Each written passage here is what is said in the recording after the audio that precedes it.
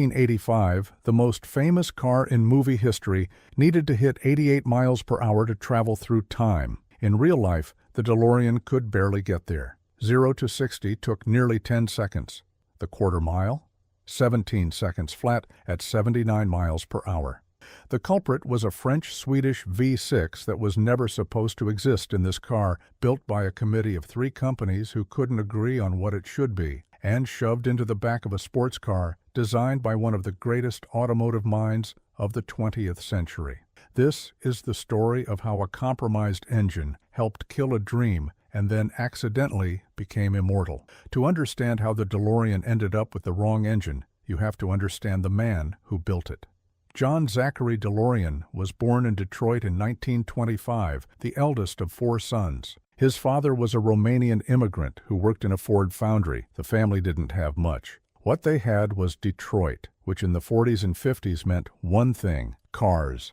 DeLorean clawed his way through engineering school, got a job at Packard, and landed at General Motors in 1956. And then he did something nobody expected. He rose fast.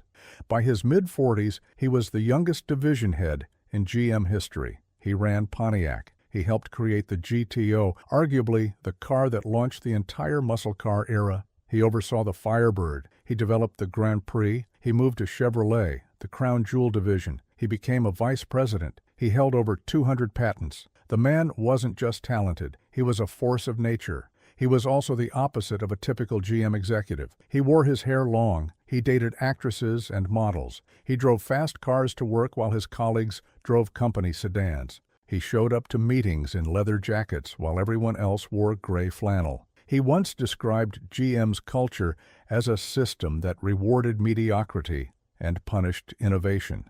He thought the American auto industry was building boring, unreliable cars while the world moved on. He was probably right about all of it. He was definitely not going to last in corporate America. In 1973, at the peak of his career, at age 48, DeLorean walked away from GM, just quit. Walked out the door of one of the most powerful companies on earth with nothing but a plan to build his own car. His own way. No committee, no bureaucracy, no gray flannel.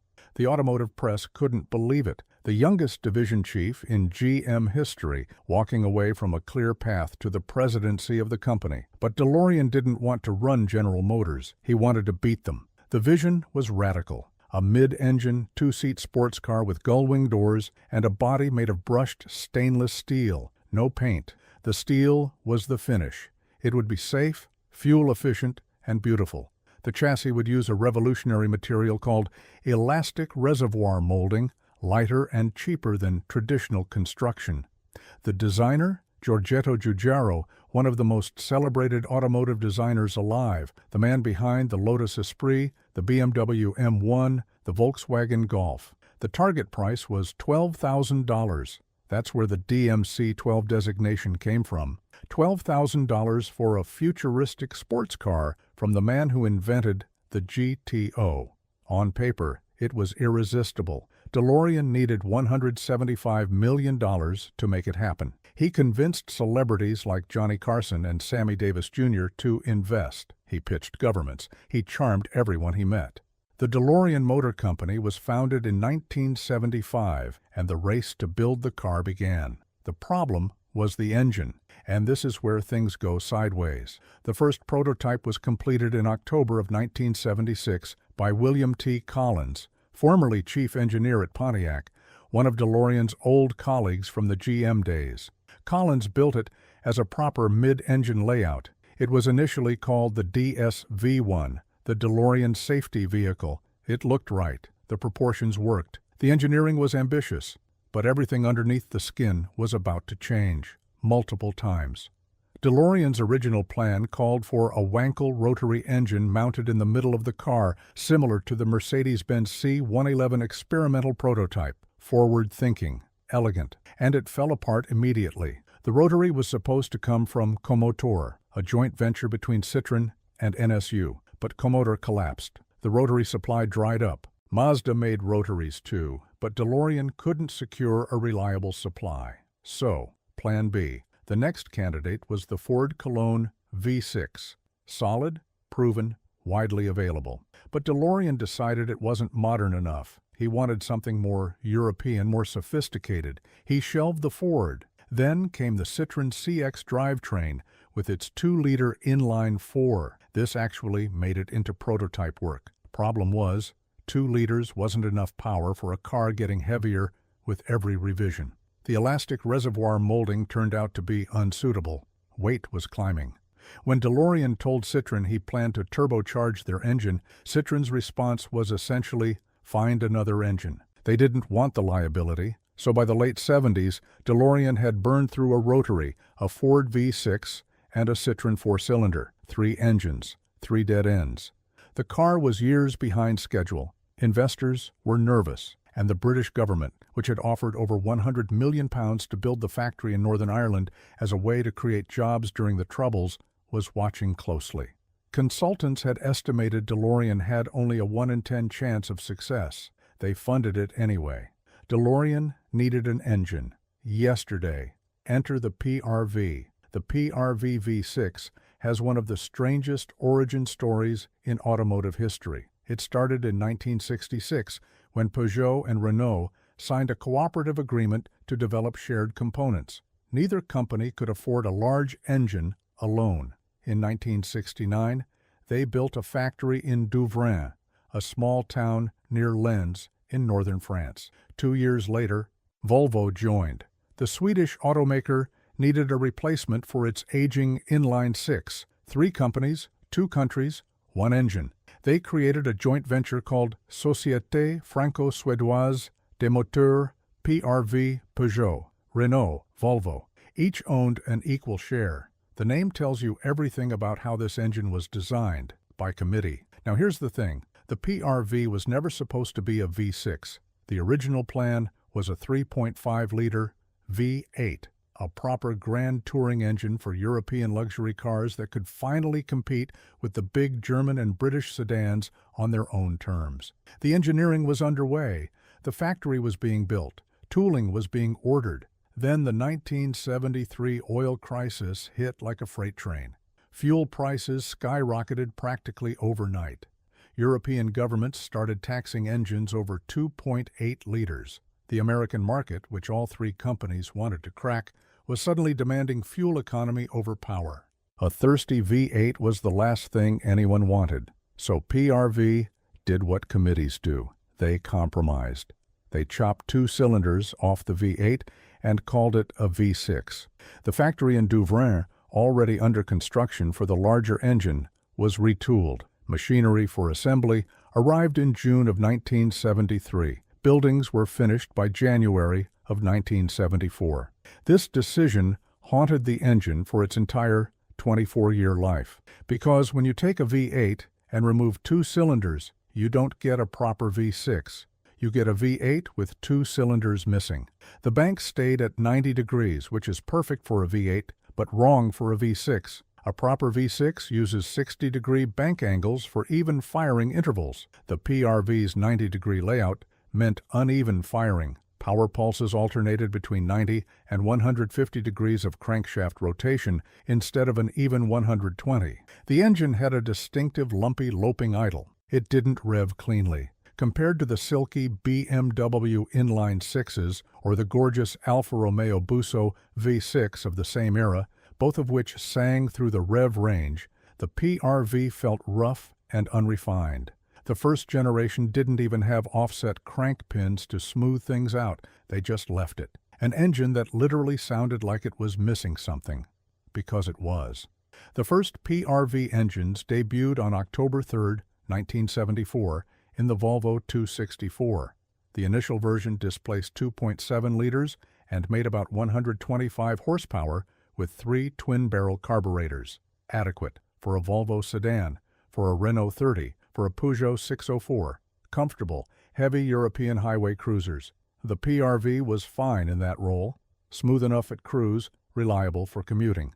Nobody was trying to set lap records in a Volvo 264. But John DeLorean wasn't building a Volvo sedan. He was building a sports car. The version in the DeLorean was the B28F, a 2.85-liter Evolution with Bosch K-Jetronic fuel injection and a light alloy block with cast-iron cylinder liners. In European trim, it made 154 horsepower, workable. In American trim with catalytic converters and emissions equipment required for the U.S. market, where virtually every DeLorean would be sold, it made 130 horsepower. 130. At 5,500 revolutions per minute. Torque was 153 pound-feet at 2,750 revolutions per minute. The compression ratio was 8.8 to 1, well below the 10 to 1 performance engines were running. For perspective, the DeLorean weighed 2,840 pounds. A 1982 Corvette made 200 horsepower from a 5.7-liter V8 and weighed about the same. A Porsche 911 SC made 172 horsepower and weighed 500 pounds less. A Datsun 280ZX Turbo made 180. The DeLorean was supposed to compete with these cars at $25,000 with 130 horsepower. Car and Driver tested a 1982 DeLorean with the 5-speed manual, 0 to 60 in 9.5 seconds, quarter mile in 17 seconds at 79 miles per hour. Top speed around 120. They also tested it alongside a Corvette, a Datsun 280ZX Turbo, a Ferrari 308 GTSE, and a Porsche 911 SC in a comparison test. The DeLorean finished last, dead last, against the exact cars it was supposed to compete with. For a car that looked like it should do 0 to 60 in 6 seconds, that looked like it belonged on a racetrack, that had gull-wing doors and stainless steel, and was designed by the man behind the GTO, those numbers weren't just disappointing, they were devastating. The automatic was worse. Top speed dropped to around 110 with the 3-speed slush box. A car that looked like the future drove like a family sedan with fancy doors, and the engine placement compounded everything.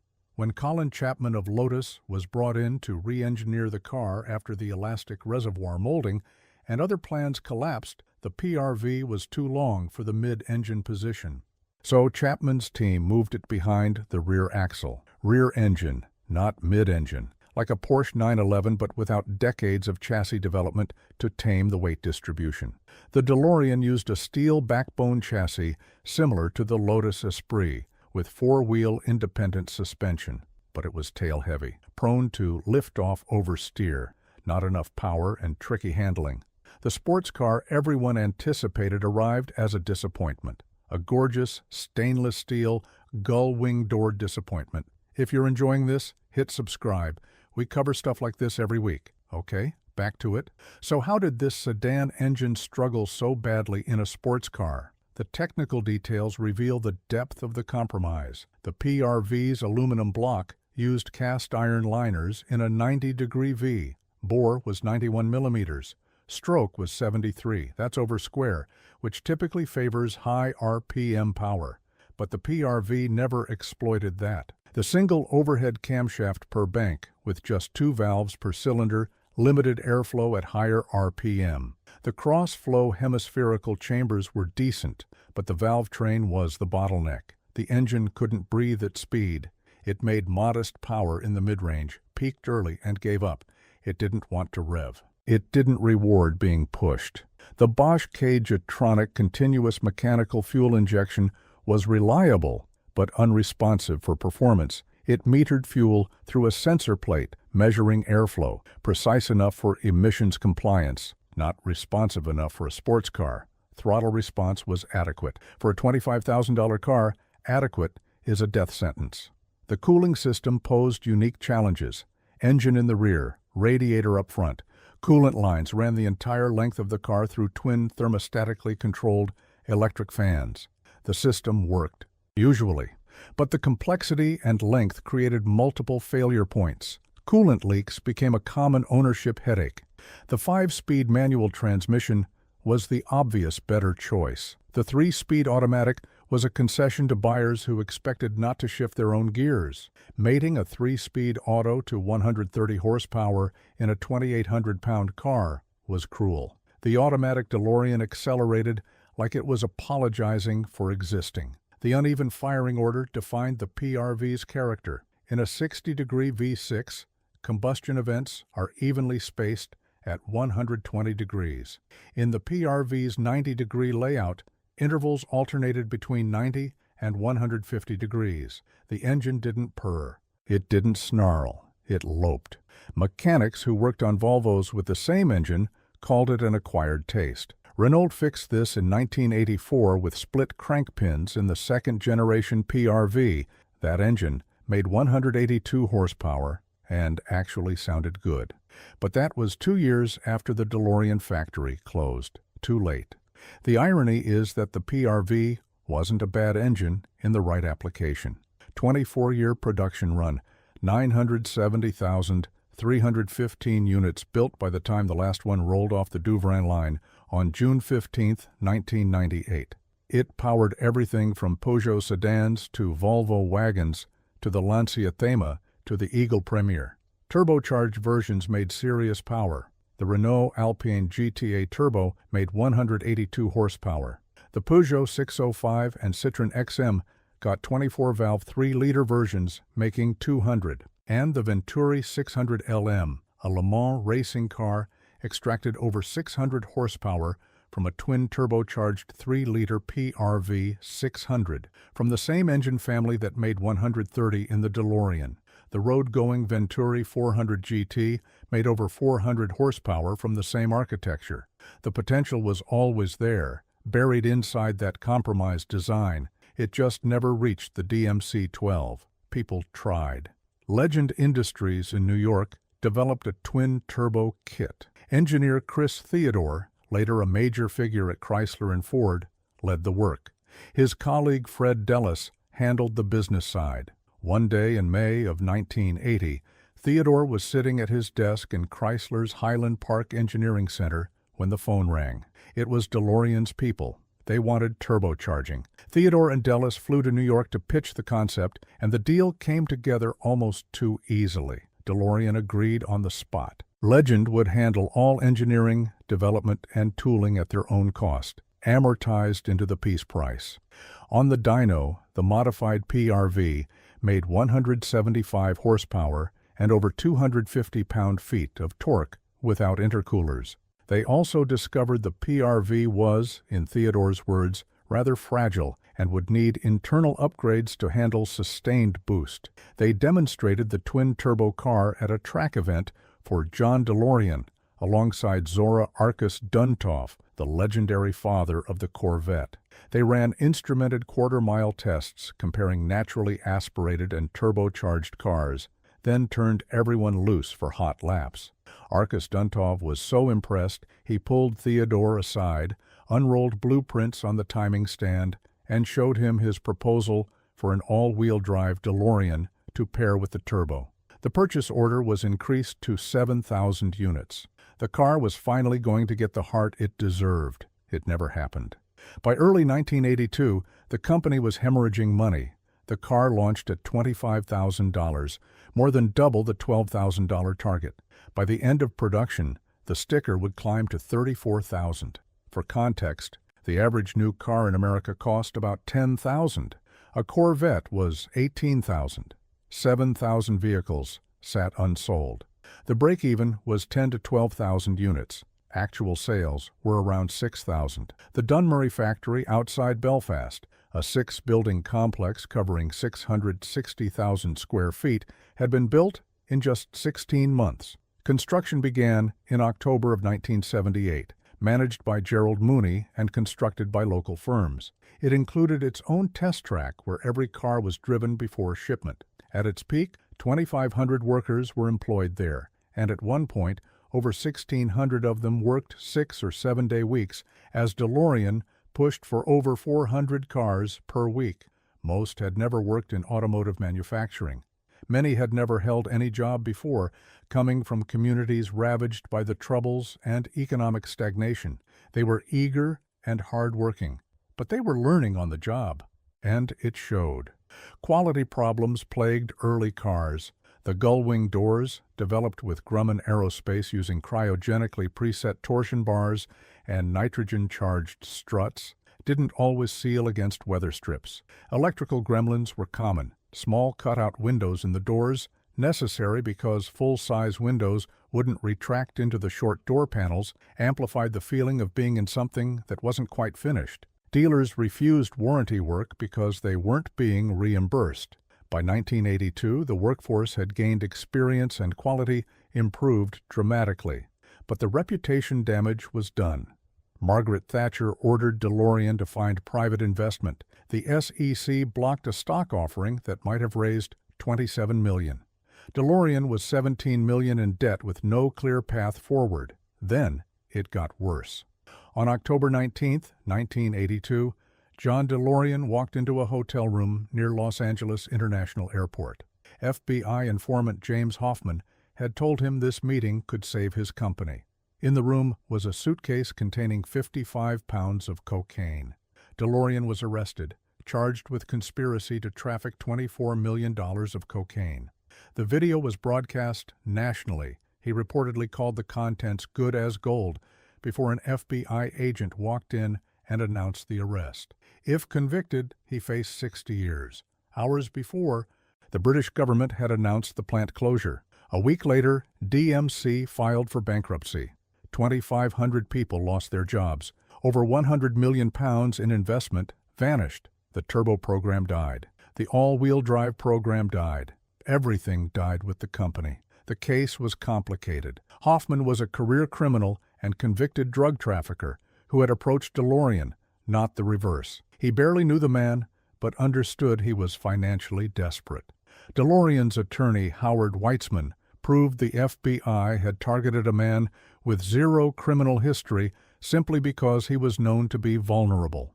DeLorean's secretary, Carol Winkler, provided phone logs proving Hoffman made the initial call. Under cross-examination, the prosecution's own agent admitted he had continued with the deal even after knowing DeLorean couldn't fund it, meaning the government essentially had to bankroll their own sting to keep the target involved. On August 16, 1984, after 30 hours of deliberation, a jury of 6 men and 6 women unanimously acquitted DeLorean on all 8 counts. Not guilty. Government entrapment. He walked out of the courthouse a free man, but the company was dead. Roughly 9,000 DeLoreans had been built. Consolidated International, later Big Lots, bought the remaining inventory and completed about 100 final cars. And that was it. Then something nobody predicted. In 1985, Robert Zemeckis was making a science fiction comedy about a teenager who accidentally travels back in time. The original time machine concept was a refrigerator powered by a laser device. Zemeckis worried kids would get trapped in real refrigerators imitating the film, so the time machine needed to be mobile. It needed to be a car. Zemeckis and co-writer Bob Gale chose the DeLorean because it was the only production car with gull-wing doors, and the stainless steel body looked like a spaceship. Ford offered $75,000 to feature a Mustang instead. Gale's response, recounted in an interview with Esquire, was direct and profane. Doc Brown doesn't drive a Mustang. The production used 6 DeLorean chassis and 1 fiberglass replica for flying scenes. The primary car handled all the beauty shots. A reinforced stunt car was used for action sequences. A third had cutaways for interior filming. They broke down constantly. The underpowered PRV and temperamental electrics made the DeLorean a nightmare to film with.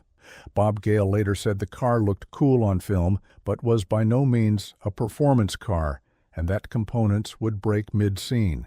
The filmmakers eventually dubbed over the PRV's loping idle with recorded V8 sounds for the soundtrack. Even in Hollywood, even as a fictional time machine, the engine wasn't good enough to sound like itself.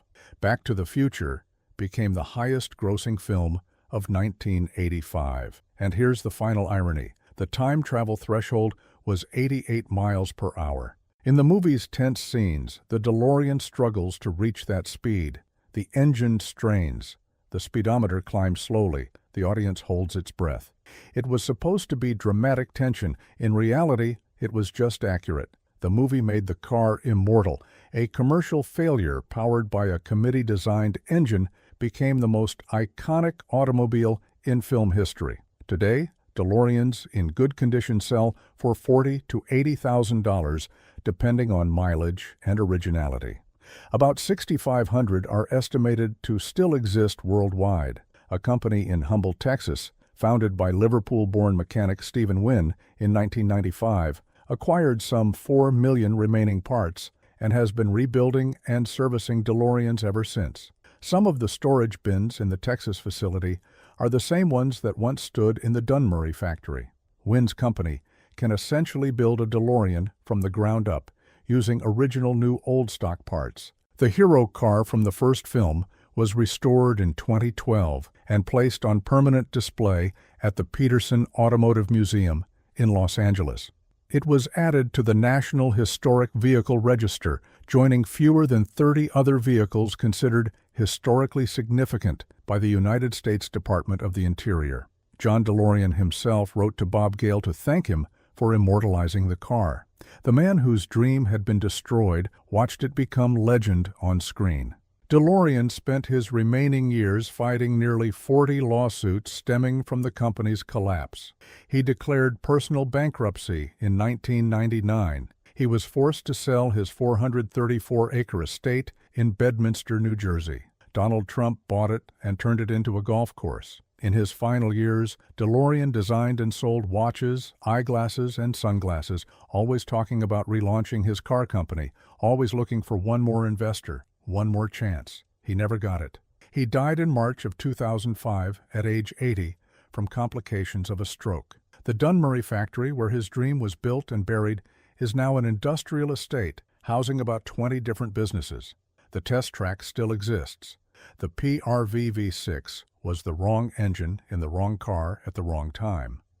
Born from corporate compromise, reshaped by an oil crisis, installed in a sports car because every other option had fallen through and nothing else was available fast enough. It made a beautiful machine slow. It helped turn an ambitious dream into a catastrophe that cost 2,500 people their jobs, swallowed over 100 million pounds of public money, and destroyed the reputation of a man who had once been the most exciting figure in the American auto industry. And then, through a twist that no screenwriter could have planned, it became the beating heart of the most beloved time machine ever committed to film. 130 horsepower, barely enough to hit 88 miles per hour, just enough to travel through time. And there you have it, the DeLorean's PRV V6, an engine that proved sometimes the most interesting stories come from the things that went wrong, not the things that went right. If you've driven one, or you think I missed something, drop it in the comments. And if you made it this far, subscribe. We do this every week.